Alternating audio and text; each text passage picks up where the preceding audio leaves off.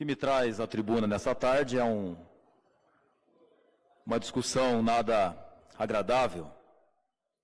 E claro que todos os senhores deputados, quem está em casa nos assistindo, sempre gosta de ouvir falas positivas, né? Informações, notícias positivas das suas cidades. Que todos nós amamos, né? A terra onde vivemos. E Cascavel, que é a nossa cidade, a minha cidade, de outros deputados aqui também, é uma cidade maravilhosa para se viver. Não há, acho que ninguém questiona isso, a região oeste do Paraná, um dos maiores polos industriais do Brasil, do mundo. Mas, infelizmente, mais uma vez, a nossa cidade de Cascavel foi palco de, mais uma vez, um cenário monstruoso, de cenas macabras.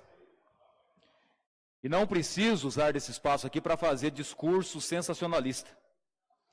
Mas é bem provável que muitos dos senhores que estão aqui e os que estão em casa tenham visto, nesse fim de semana, a cabeça de uma pessoa decepada, decapitada, sendo chutada, né, com facas, furando. E mais ainda, deputada Cláudia, o corpo do preso que foi assassinado dentro da rebelião da PEC que aconteceu em Cascavel, até agora não foi encontrado e hoje de manhã se noticiava na imprensa, e repito, não estou aqui para fazer um comentário sensacionalista, mas só para os senhores entenderem a gravidade do que está acontecendo no nosso país, do que aconteceu na nossa cidade. Os presos não só decapitaram a cabeça do outro preso, mas arrancaram-lhe o coração, picaram aos pedaços o coração do preso e queriam forçar um agente penitenciário que estava tido de refém a comer o coração do preso. Então, assim, por que eu faço essa fala? Porque talvez é só assim que a gente consegue sensibilizar quem tem o poder e a condição de promover as mudanças que são necessárias dentro da segurança pública. Deputado pastor Edson Praxic, tem tantos viés para a gente adotar para fazer um discurso aqui, que, por exemplo, se fosse a finalidade, deputado Tadeu, simplesmente atacar o governo, tenho números de sobra para dizer que no estado do Paraná deveria ser melhor. O número de agentes penitenciários, o número de penitenciárias que hoje não comportam o número de presos e outros mais. Mas não é essa a finalidade. Poderia, se quisesse fazer um discurso para ser aplaudido, como a opinião pública hoje pensa o seguinte: olha, tinha que simplesmente fuzilar a todos aqueles presos que estavam lá sobre a cadeia. Discurso fácil de fazer, discurso que agrada a toda a opinião pública, a ampla maioria da opinião pública paranaense, que diz o seguinte: ó, preso bom é preso morto e tem que matar todo mundo e eles têm que morrer, quanto pior, melhor.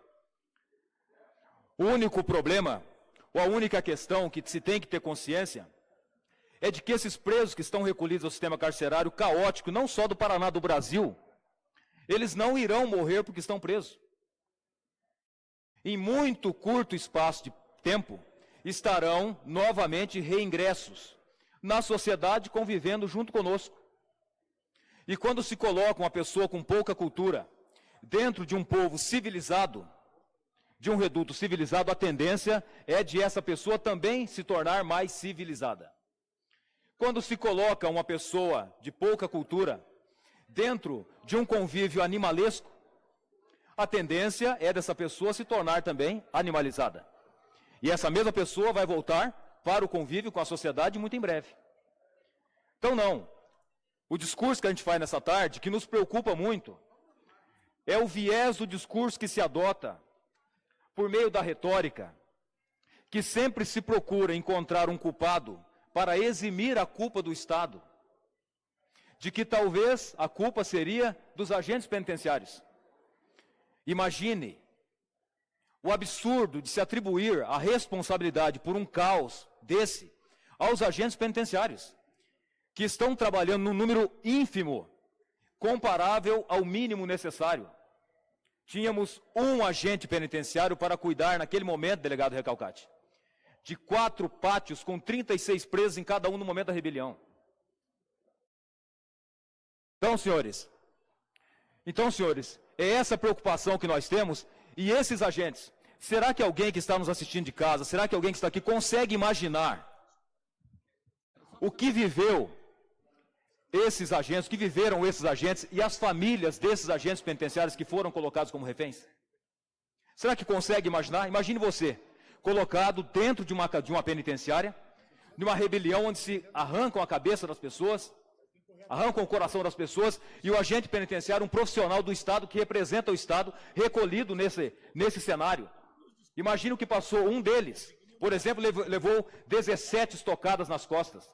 Furaram os ouvidos do agente penitenciário, furaram o nariz dele. Uma parte, deputado. Na sequência, deputado. Então, assim, qual será o tratamento, na prática, que esses agentes receberão do Estado para superar o trauma psicológico que certamente jamais se superará? Inclusive, informações que nos chegam de que eles teriam que, inclusive, já serem convocados para trabalhar na segunda-feira. Alguns deles que não estão conseguindo laudo psiquiátrico para dizer que eles foram, estão em estado de choque. Então, é nesse sentido, deputado Mauro Moraes, Vossa Senhora Excelência, que é presidente da Comissão de Segurança, que eu quero, inclusive, fazer um encaminhamento a Vossa Excelência e pedir, deputado Mauro. A intenção aqui não é ser sensacionalista, a intenção não é atacar o governo de maneira leviana, de maneira pequena, que nós sabemos que esse problema não é um problema só pontual da penitenciária de Cascavel e nem é um problema pontual do Paraná. É um problema generalizado no Brasil.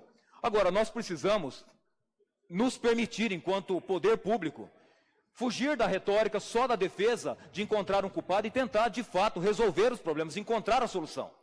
Por exemplo, a informação que Vossa Excelência, nós já discutimos sobre isso, é de que os representantes dos sindicatos dos agentes penitenciários não têm sido recebidos pelo Estado, pelo governo, pela Secretaria de Segurança Pública já há mais de ano. Gente, por que é que não se recebe os agentes para se dizer ouvir o que eles têm a dizer e tentar se resolver parte do problema, se não todos? Então, a minha preocupação é em relação ao tratamento que será dado aos nossos agentes penitenciários, dizendo, inclusive, os presos, denunciando que o SOI, que é o Setor de Operações Especiais das penitenciárias, que eles seriam os culpados da rebelião porque teriam sido muito agressivos com os presos. Ora, que absurdo um negócio desse, eles são firmes na medida do necessário, são profissionais qualificados e preparados para lá estarem. Então, quero aqui fazer uma defesa dos agentes, quero pedir ao Estado que ouça e que deixe de retórica e que, de fato, procure localizar os problemas e resolver os problemas. Essa é uma fala, de fato, que a gente tenta ser efetivo dessa maneira. Vou formalizar, inclusive, isso ao nosso presidente da Comissão de Segurança Pública. Tenho certeza que ele vai conseguir abrir esse diálogo com o secretário, com o Cartacho, com o delegado Cartacho também, para viabilizar esses encaminhamentos mínimos, né? Porque Cascavel, mais uma vez, infelizmente, foi palco aí de um cenário, como eu disse, macabro, veiculado em âmbito nacional, desgastando a nossa cidade, a bela imagem que tem a nossa cidade, mas que mais uma vez foi palco desse terrorismo e dessa situação também do descaso. Obrigado a todos pela atenção, esperamos que de fato a gente possa avançar nesse debate numa política séria, com menos retórica e mais resultados para o povo do Paraná. Obrigado, senhor presidente.